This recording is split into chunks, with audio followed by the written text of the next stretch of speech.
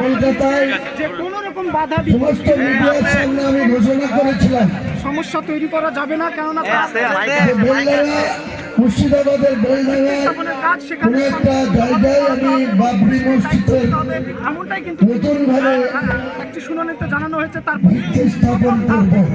Oman কবির এমনটাই মনে করছেন। সেই ঘোষণা অনুযায়ী আজ 6 ডিসেম্বর যেমন আমাদের কাছে একটা কালা দিন, কারণ সবাই আপনারা অবগত আছেন অযোধ্যায় যে বাবরি মসজিদ 1528 সালে বাবরের মূল সেনাপতি মীর বাকি যেটা প্রতিষ্ঠা করেছিলেন, সেই মীর বাকির প্রতিষ্ঠা করা বাবরি মসজিদ 1992 সালের 6 ডিসেম্বর ডিমোলাইজেশন করে দেওয়া হয়েছে, অর্থাৎ ভেঙে দেওয়া হয়েছে। সেই বাবরি মসজিদের দ্বিতীয় বাবরি মসজিদ হতে পারবে না, কোথাও ভারতবর্ষের সুপ্রিম কোর্ট বলেননি।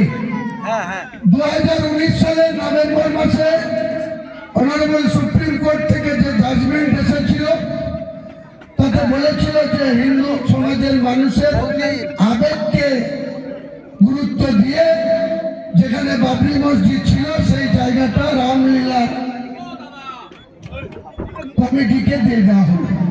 শুধুমাত্র আবেগে, ইমোশনালি, কোন ডকুমেন্ট ছাড়াই ভারতবর্ষের সর্বোচ্চ ন্যায়ালয় সেদিনকে বলেছিল যে এই বাবরি মসজিদের জায়গায় নাকি আগে রামের জন্ম হয়েছিল, সেই রাম ওখানে জন্মেছিল, ওখানে হসপিটাল ছিল না, তার বাড়ি ছিল, তার কয়েকটা জন্য বলেছেন হিন্দু সমাজের ইমোশনালকে গুরুত্ব দিয়ে, আবেগকে গুরুত্ব দিয়ে সেখানে বাবরি মসজিদ যেখানে ছিল সেই জায়গায় রাম মন্দির হবে। ভারতবর্ষের প্রধানমন্ত্রী আদরণীয় মোদীজি গত 67টা মুসলমান এনে নিয়েছিলেন।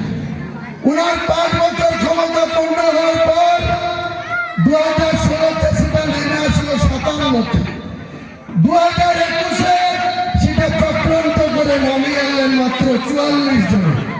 আমি মুসলমান সমাজের কাছে একটাই কথা বলব, আপনারা আপনাদের যাকে খুশি যত মুসলমানদের ভোট দিয়ে বিধানসভায় পাঠান, আর বাকি 90টার মধ্যে 200 যে 4টে থাকবে 294-এর মধ্যে